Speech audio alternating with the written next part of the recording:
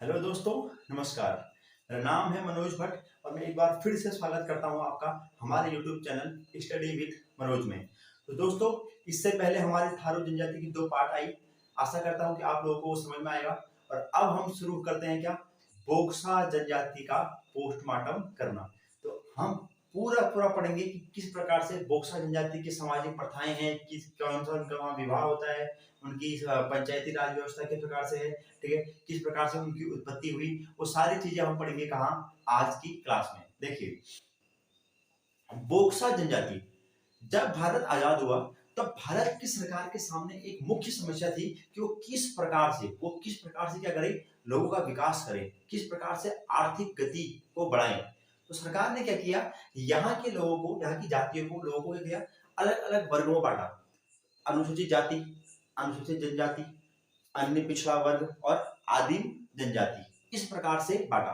तो 1950 में भारत सरकार ने सबसे पहले बोक्सा जनजाति को अनुसूचित जाति के अंदर रखा। इनको बोक्साओं को सबसे पहले 1950 में कहा रखा, अनुसूचित जाति के अंदर, यानी कि शेड्यूल कास्ट के अंदर। और फिर वहां से हटाने के बाद 1956 में कहा रख दिया ओबीसी वर्ग में, यानी कि ऑन बैकवर्ड क्लास, अन्य पिछड़ा वर्ग में 1956 में डाल दिया गया। लेकिन आपको पता होना चाहिए 1965 में लोकर समिति की स्थापना हुई और लोकर समिति ने अपनी रिपोर्ट 1967 में दी और उसने बोला कि भैया उत्तराखंड की बोक्सा जो जनजाति है उसको ओबीसी जनजाति से हटाकर क्या बना दो, अनुसूचित जनजाति बना दो, अनुसूचित जनजाति बना दो।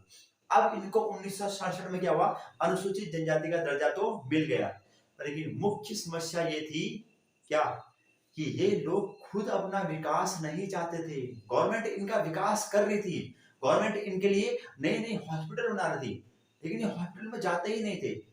इन लोगों को अपने जादू टोना, मतलब जो झाड़ पाठ होता है ना, वही पे, वैद्य जी पे, उस पे भरोसा था।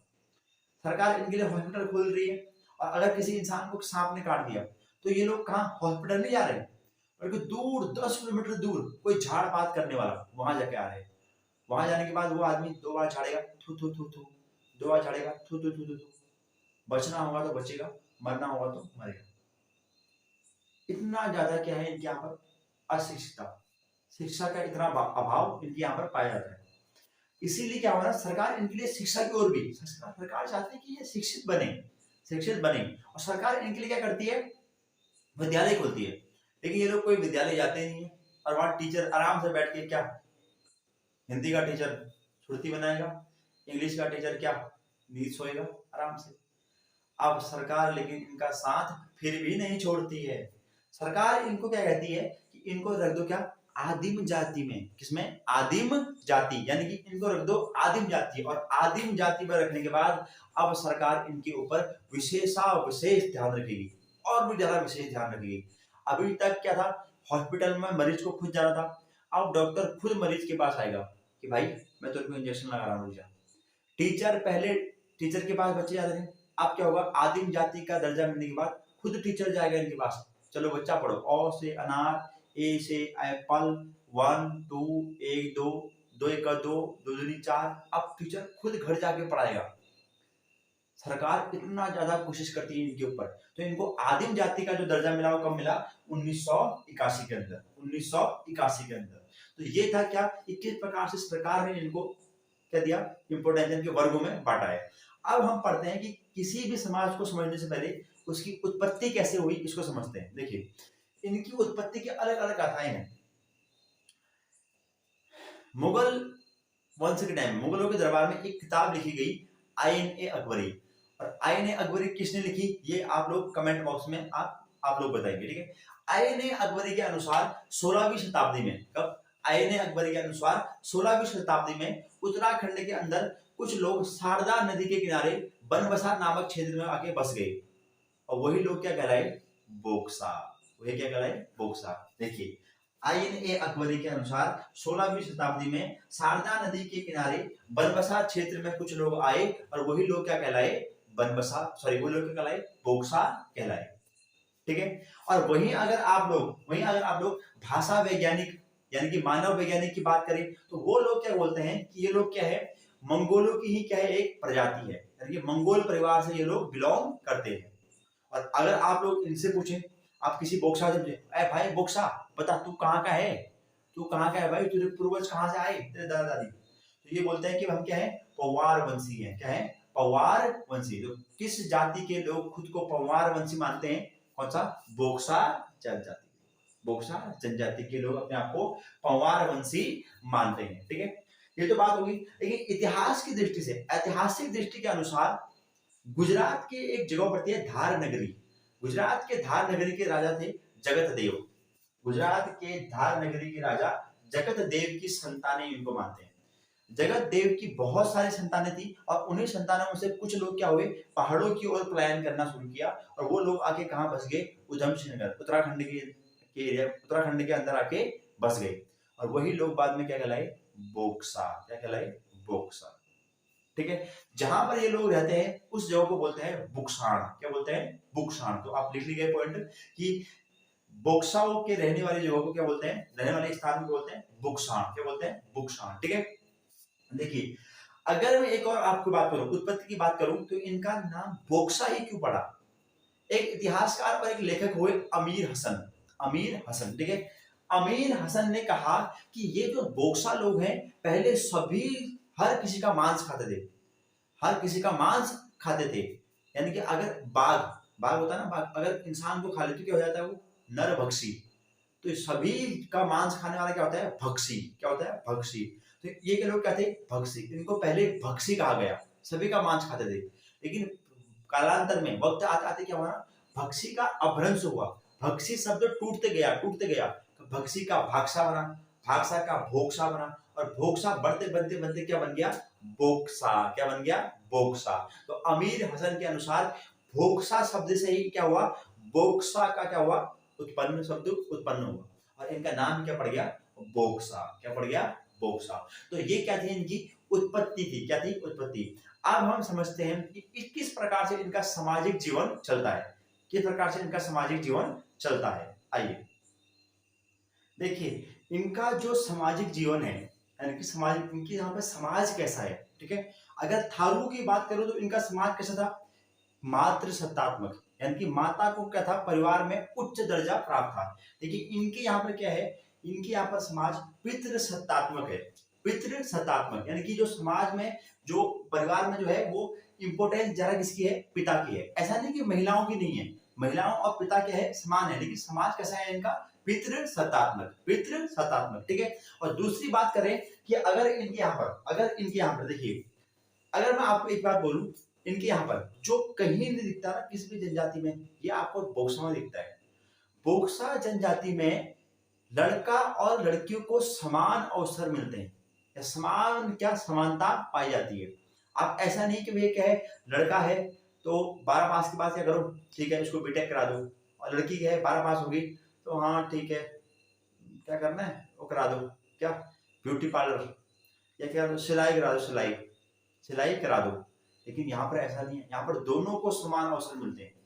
यानी कि मान के चलो अगर किसी के बाप की दुकान है, किसी के बाप की दुकान है, तो यहाँ पर क्या है, 2 घंटे अगर बेटी बैठ रही है तो 2 घंटे कौन बैठेगा, बेटा भी बैठेगा। समान अवसर, दोनों में क्या है, समानता, दोनों को समान अवसर मिलते हैं। कोई भेदभाव बेटा बेटी में ये लोग नहीं करते हैं। और जहां पर क्या है, भेदभाव देखने को नहीं मिलेगा, जहां पर भैया क्या है, बाप को बताया कि भैया बेटी भी क्या है, योग्य है, और बेटा बेटे के बराबर क्या है, कंधा से कंधे से कंधा मिला के चल रही है, तो क्या वो बाप कभी अपनी बेटी की जल्दी शादी करेगा, बिल्कुल नहीं करेगा। अपनी बेटी की जल्दी शादी वही बाप करता है जिसको पता है कि मेरी बेटी दिन भर क्या कर रही है, काचा बादाम या क्या गोवा वाले बीच में, बस वही कर रही है, अल्मोड़ा आयो टैक्सी में, बस वही कर रही है, उसी को क्या है, जल्दी बाल विवाह होगा, उसी की जल्दी बाप उसकी शादी करेगा। लेकिन जिसको पता है कि मेरी बेटी क्या है, हमेशा कंधे से कंधा मिला के चल रही है, तो वो बाप हमेशा क्या है, फिक्रमंद रहेगा। तो इनके यहाँ पर क्या है, बेटी और बेटी का समानता बराबर है। इसीलिए क्या है, यहाँ पर क्या है, बाल विवाह नहीं पाया जाता, बाल विवाह की प्रथा इनकी यहाँ है ही नहीं, यानी कि पहले जल्दी शादी होती ही नहीं है। तो क्या थारू जनजाति, सॉरी बॉक्सा जनजाति में बाल विवाह पाई जाती है, बिल्कुल नहीं पाई जाती। ठीक है, अगर इनकी भाषा की अगर मैं बात करूं कि कौन कौन सी भाषा बोलते हैं, तो ये इनकी प्रमुख भाषा कौन सी है, भावरी, कुमैया और रच भैसी, ये क्या है इनकी भाषाएं हैं। ये क्या है? इनकी भाषाएं हैं, ठीक है। और अगर मैं इनकी बात करूं गोत्र यानी कि इनकी उपजातियां कौन सी है, तो उपजातियों में इनको आपको यदुवंशी, पवारवंशी, तनवार और राजवंशी, ये क्या है कि उपजातियां। अगर आपसे पूछे कि तनवार उपजाति कौन सी जनजाति का एक प्रकार है, तो कौन सी जनजाति का? बोक्सा जनजाति का क्या है? एक प्रकार माना जाता है, ठीक है। देखिए मेनली ये लोग आपको उधम सिंह नगर के एरिया में मिलते हैं, लेकिन कुछ बोक्सा कहाँ है आपको देहरादून में देखने को मिलेंगे। कहाँ? देहरादून में भी देखने को मिलेंगे। और जो देहरादून में जो बोक्सा रहते हैं उनको क्या बोलते हैं? महर बोक्सा। क्या बोलते हैं? महर बोक्सा। देखिए देहरादून में रहने वाले बोक्सा महर बोक्सा कहलाते हैं। एग्जाम में क्वेश्चन पूछ लिया गया है कि महर बोक्सा कहाँ के बोक्साओं को बोला जाता है, तो कहाँ के? देहरादून में निवास करने वाले बोक्साओं को महर बोक्सा कहा जाता है, ठीक है। तो ये था क्या इनका सामाजिक जीवन। और इसी सामाजिक जीवन में अब हम पढ़ते हैं कि इनके यहाँ पर कौन कौन से प्रकार के विवाह और किस प्रकार की विवाह की प्रथा पाई जाती है, ठीक है। देखिए कि इनके यहाँ पर विवाह कैसे होता है। देखिए मैंने आपको पहले भी बताया कि जनजातियों में एक बात कॉमन होती है कि यहाँ पर क्या होता है ना, लिंगानुपात बहुत कम होता है, यानी कि पुरुषों के मुकाबले महिलाएं या लड़कियां क्या होती हैं? बहुत कम होती हैं। मान के चलो 1000 लोग हैं तो उसमें 700 क्या होंगे? लड़के और 300 ही लड़कियां होंगी। तो आप घुमा फिरा के हिसाब लगा लो शादी कितने लड़कों की होनी है? 300 ही लड़कों की होनी है। और शादी भी पहले ही फिक्स हो जाती है, इस बात को समझना। मान के चलो मैं बोक्सा जनजाति का हूँ और बोक्सा जनजाति का हूँ और मेरा बाप क्या होता है, जिस दिन अगर किसी घर में बेटी पैदा हो गई, किसी घर में बेटी पैदा हो गई, तो मेरा बाप सुबह सुबह नहा धो के पूजा पाठ करके धूप अगरबत्ती करके उस लड़की के घर एक पैसे की गट्ठी लेके चले जाएगा, पैसे की गड्डी लेके चले जाएगा और उसको उसके बाप को पकड़ा देगा कि भाई ये पैसे रखो और मैं अभी जुबान दे रहा हूं या अभी मैं आपको वधु मूल्य दे रहा हूं कि आपकी बेटी के साथ बाद में मेरी बेटी से क्या होगी? शादी होगी। तो क्या दे दिया? वधु मूल्य दे दिया कि तुम्हारी बेटी के साथ बाद में क्या होगा? मेरी ही शादी होगी, मेरी ही शादी होगी। इसको बोलते हैं क्या? वधु मूल्य। लेकिन बोक्सा जनजाति में इस वधु मूल्य को क्या बोलते हैं? मालगति। क्या बोलते हैं? मालगति। अगर आपसे पूछेगा कि किस जनजाति में वधु मूल्य को मालगति कहा जाता है, तो कौन सी है? बोक्सा जनजाति। कौन सी है? बोक्सा जनजाति, ठीक है। देखिए शादी यहीं पर नहीं हो जाएगी कि तुमने वधु मूल्य दे दिया और तुम्हारी शादी हो गई। जब लड़की सयानी हो रही है और मेरा बाप और मैं खुश हैं कि अब तो बुआरी आने वाली है, लेकिन शादी से पहले क्या होगा? शादी से पहले क्या होगा कि 6 महीने पहले लड़की का बाप मेरे को अपने पास बुला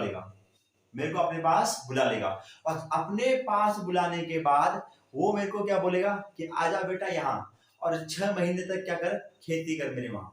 6 महीने तक बिना किसी के हेल्प के मुझे एक फसल उगा के उस इंसान को दिखानी पड़ेगी, लड़की के बाप को, अपने ससुर को दिखानी पड़ेगी कि भैया हम नौकरी ही नहीं करते, हम इतने सक्षम भी हैं कि अगर कल के दिन में अगर मेरी नौकरी चली गई तो आपकी बेटी को मैं खेती करके भी पाल सकता हूँ। शायद इसीलिए क्या इम्तिहान लिया जाता होगा। 6 महीने पहले बुला के क्या होगा? आपका इम्तिहान ले लिया जाएगा।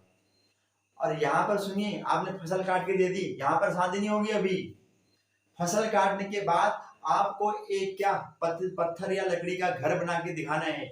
यदि अगर तेरे बाप ने तेरे को घर से निकाल दिया तो कहाँ रखेगा?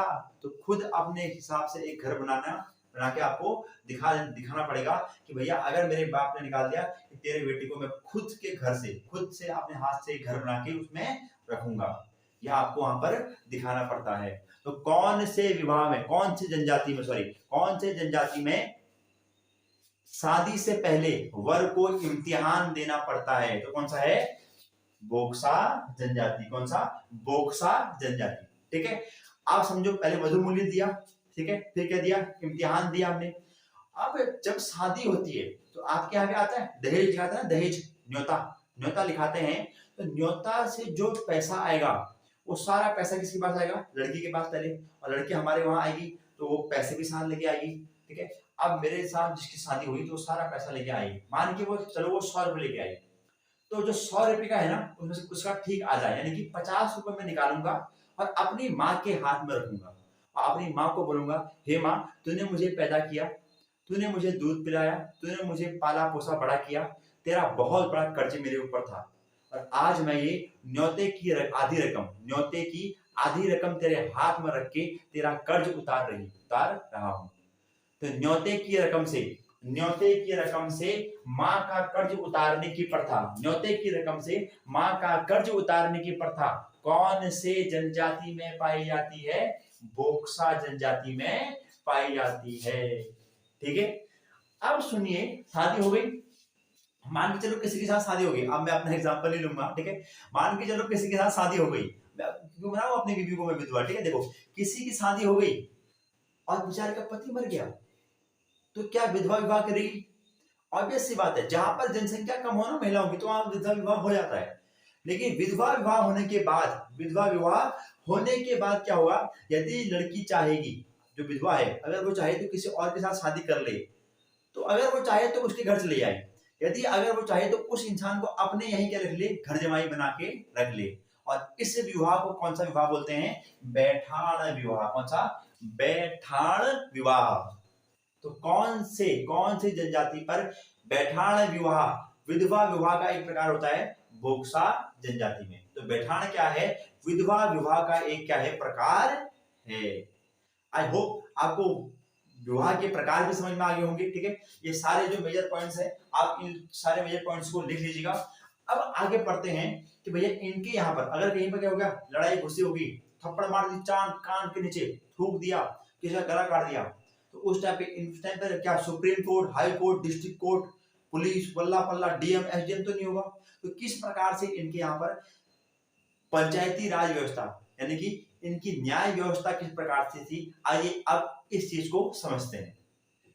देखिए इनके यहाँ पर जो पंचायती व्यवस्था है, यानी कि इनके यहाँ पर जो न्यायिक व्यवस्था है ना, अगर बाई चांस क्या हुआ, मैं बोक्सा जनजाति का हूं और मैंने किसी की प्रॉपर्टी के लिए 4 थप्पड़ मार दिए, ये क्या क्या मेरे पापा की मेरे पड़ोसी के साथ लड़ाई हो गई, तो उस टाइम पर सुप्रीम कोर्ट तो है नहीं कि वो आएगा, तो इनकी यहाँ पर पंचायत बैठाई जाती थी और उस पंचायत को बोलते थे क्या? बिरादरी। थारू में भी बिरादरी बोलते हैं और यहाँ भी बिरादरी ही पंचायत को बोला जाता है।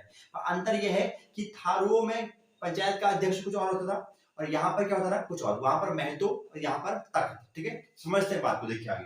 देखिए मैंने आप लोगों को पहले ही बोला है कि आप लोगों को पढ़ना नहीं है, आप लोगों को किसी भी पॉइंट को समझना है, और यदि आप किसी पॉइंट को समझ गए तो समझ लीजिए कि आपको अब पढ़ने की जरूरत नहीं पड़ेगी।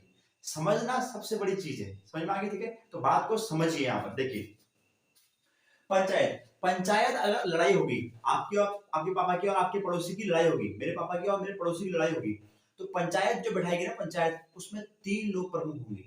एक उसमें प्रधान, प्रधान नहीं है, प्रधान नहीं, प्रधान कौन होगा? प्रधान।